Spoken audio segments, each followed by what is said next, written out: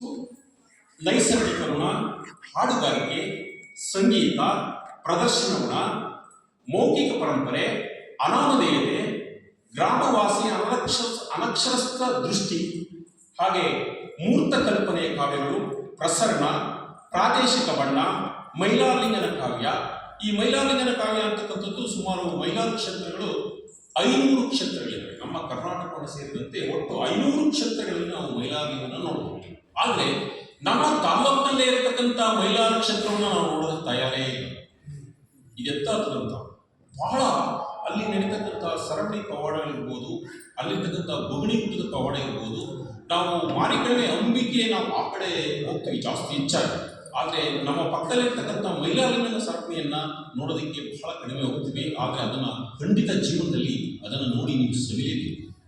ಆ ಕ್ಷೇತ್ರ ಎಷ್ಟೊಂದು ಮನೋಹರವಾಗಿದೆ ಅಂತಂದ್ರೆ, ಈ ಗುಹಾಂತರ ಕಾಲ ಕಟ್ಟೋದು, ಆ ಉದ್ಭವ ಮೂರ್ತಿ ಇರ್ತಕ್ಕಂಥದ್ದು ಬೆಟ್ಟದ ಮೇಲೆ ಒಂದು ಗುಹೆನಲ್ಲಿದೆ, ಬಹಳ ಮನೋಹರವಾಗಿದೆ. ಅಂತಹ ಮೈಲಾರಲಿಂಗನ ಕಾವ್ಯವನ್ನು ಕೂಡ ನಾವಿಲ್ಲಿ ನೋಡಬಹುದು. ಹಾಗೆ ಜನಪದ ಕಲೆಗಳು, ಅಚ್ಚೆ ಕಲೆಯ ಉಗಮ. ಮೊದಲೆಲ್ಲ ಹೆಣ್ಮಕ್ಳು ಅಚ್ಚ ವಹಿಸ್ಕೊಳ್ತಾ ಇದ್ದಾರೆ, ಈಗ ಅದು ಸ್ವಲ್ಪ ಮಟ್ಟಿಗೆ ಮಾಯವಾಗಿದೆ.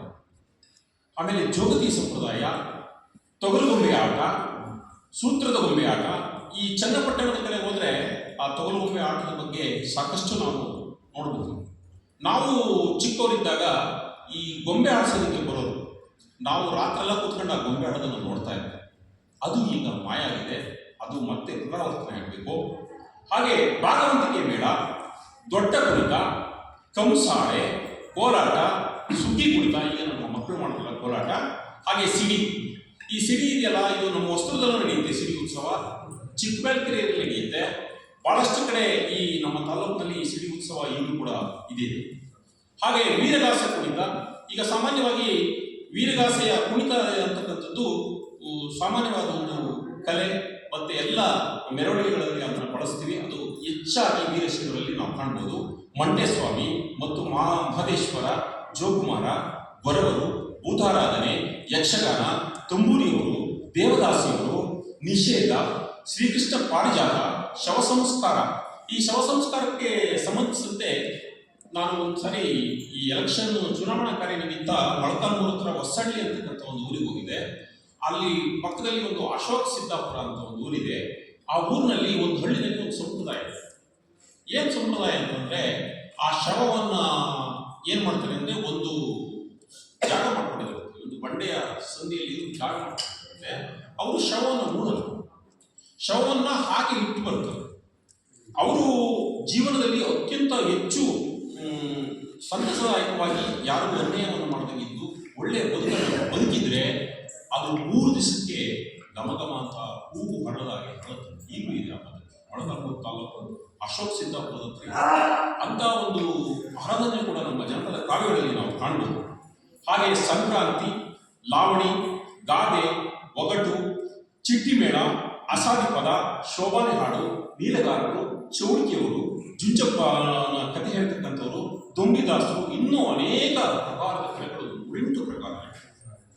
ಈ ಕಲೆಗಳನ್ನೆಲ್ಲ ಹೆಚ್ಚು ಉಳಿಸ್ತಾ ಬಂದವರು ಮೊದಲಿಗೆ ಕರ್ನಾಟಕದಲ್ಲಿ ನಮ್ಮ ಶಂಭಾ ಜೋಶಿ ಅವರು, ಕರೀಂ ಖಾನ್ ಅವರು, ಹಾಗೆ ನಮ್ಮ ರಾಮನಗರದ HN ನಾಗೇಗೌಡ. ರಾಮನಗರದಲ್ಲಿ ಜನಪದ ವಿಶ್ವವಿದ್ಯಾನಿಲಯವನ್ನ ತರ ಮಾಡಿ ಅಲ್ಲಿ ಒಂದು ಜನಪದ ಲೋಕವನ್ನು ಸೃಷ್ಟಿ ಮಾಡಿದರೆ. ಇಲ್ಲಿ ಕೋಟೆಕೊಡಿಯಲ್ಲಿ ಜನಪದ ವಿಶ್ವವಿದ್ಯಾನಿಲಯ ಇದೆ. ಇವತ್ತು ಆ ಜನಪದ ವಿಶ್ವವಿದ್ಯಾನಿಲಯದ ಪಕ್ಕದಲ್ಲಿ ಒಂದು ಉತ್ಸವ ರಾಕ್ ಗಾರ್ಡನ್ ಇದೆ. ಅಲ್ಲಿ ಆ ಜನಪದ ಕಲೆಗಳನ್ನು ಹೆಚ್ಚು ಅನಾವರಣಗೊಳಿಸಿದರೆ ನೀವು ಪ್ರವಾಸಕ್ಕೆ ಹೋದ್ರೆ ಅಲ್ಲಿ ನೀವು ಹೋಗ್ಬೋದು. ಮನುಷ್ಯನ ಜೀವಿತದಲ್ಲಿ ನಿತ್ಯಗೊಮ್ಮೆ ನಿತ್ಯ ಮರಣ, ಎದ್ದಾಗ ನವನವೀನ ಜೀವನ, ಪುನಃ ಸೃಷ್ಟಿ. ರಾತ್ರಿ ನಾವು ಮಲಕಳ್ತೀವಿ, ಬೆಳಿಗ್ಗೆ ಹೇಳ್ತೀವಿ ಅಂತ. ಆದರೆ ಮನುಷ್ಯನಾದ ನಾವು ಪ್ರತಿದಿನವನ್ನ ಹೊಸ ದಿನವನ್ನಾಗಿ ಆಸ್ವಾದಿಸಬೇಕು. ಆಗ ಬದುಕಿಗೆ ಒಂದು ಅರ್ಥ ಸಿಗುತ್ತೆ ಅಂತಕ್ಕಂಥದ್ದನ್ನ ನಾವಿಲ್ಲಿ ಕಾಣಿಸ್ಬೋದು. ಹಾಗೆ ಈಗ ನಾವು ಮೊದಲೆಲ್ಲ ನಾವು ಚಿಕ್ಕವರಿದ್ದಾಗ ಮನೆಯಲ್ಲಿ ಈ ಯುಗಾದಿ ಆದ ನಂತರ ಬೆಳದಿಂಗಳ ಚಂದ್ರಮನ ಬೆಳಕಿನಲ್ಲಿ ನಾವು ಒಂದು ಚಂದ್ರನ ತೇರನ್ನ, ಅಲ್ಲಿ ಒಂದು ತೇರನ್ನು ಬರ್ಬಿಟ್ಟು ಒಂದು ಹಾಡುಗಳನ್ನು ಮಾಡ್ತಾ ಇದ್ದೀವಿ. ಏನಂತ, ಬೆಳದಿಂಗಳ ಬೆಳಕ ಕಲ್ಲ ಸಕ್ಕರೆ ಹಳಕ ನಕ್ಷತ್ರದ ಮೇಲೆ ಕುಂತು ಅಕ್ಷರ ಬರಿತ ಅಂಗಳದ ತುಂಬ ಆಣಿಕಲ್ಲ ಗಂಗಳ ತುಂಬ ಮಲ್ಲಿಗೆ